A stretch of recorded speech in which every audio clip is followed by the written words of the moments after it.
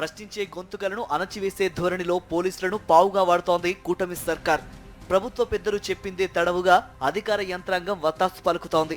పేర్ని నానిపై కక్ష సాధింపు కుట్రతో ఆయన కుటుంబానికి చెందిన గోదాముల్లో ప్రభుత్వం తనిఖీలు నిర్వహించింది.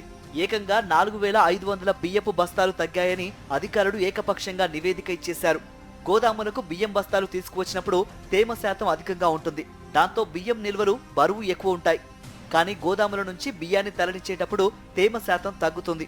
దాదాపు బియ్యం నిల్వల బరువు తగ్గుతుంది.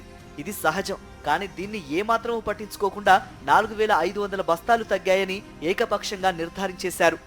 ఇక 1.68 కోట్ల రూపాయలు రికవరీ కింద చెల్లించాలని పేర్ని నానికి నోటీసులు ఇచ్చారు.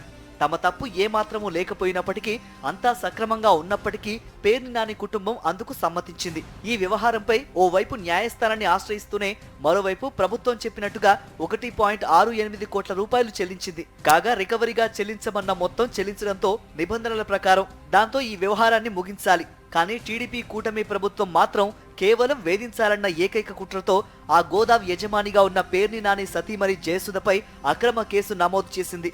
ప్రభుత్వం నమోదు చేసిన అక్రమ కేసును సవాల్ చేస్తూ పేర్ని నాని కుటుంబం న్యాయస్థానాన్ని ఆశ్రయించింది. తమ గోదాము వద్ద ఉన్న సీసీ కెమెరాల ఫుటేజీలను ఆధారాలుగా న్యాయస్థానానికి సమర్పించింది పేర్ని నాని కుటుంబం. తాము గోదాము నుంచి బియ్యాన్ని అక్రమంగా తరలించలేదని వీడియో ఆధారాలతో సహా తమ వాదనను బలంగా వినిపించింది. పేర్ని నాని కుటుంబ వాదనతో న్యాయస్థానం ఏకీభవించింది. పేర్ని జయసుధకు సోమవారం ముందస్తు బెయిలును మంజూరు చేసింది. పేర్ని నాని సతీమణికి బెయిల్ రావడంతో చంద్రబాబు ప్రభుత్వం తమ పన్నాగానికి మరింత పదును పెట్టింది. అధికారులను సోమవారం మరోసారి ఆ గోదాముకు పంపించింది. మరో 1.67 కోట్లు రికవరీ మొత్తంగా చెల్లించాలని మరోసారి నోటీసులు ఇచ్చింది. తద్వారా తమకు నిబంధనలు పట్టవని, అక్రమ కేసులతో వేధించడమే తమ ఏకైక లక్ష్యమని చంద్రబాబు ప్రభుత్వం బాహాటంగా వెల్లడించింది. ముందు చెప్పిన రికవరీ మొత్తాన్ని చెల్లించినా సరే మరోసారి రికవరీ మొత్తం చెల్లించాలని నోటీసులు ఇవ్వడాన్ని పరిశీలకులు తీవ్రంగా వ్యతిరేకిస్తున్నారు. ముఖ్యమంత్రి చంద్రబాబు రాష్ట్ర ప్రభుత్వాన్ని తన ప్రైవేట్ లిమిటెడ్ కంపెనీ మాదిరిగా ఇష్టారాజ్యంగా నిర్వహిస్తున్నారని విమర్శిస్తున్నారు.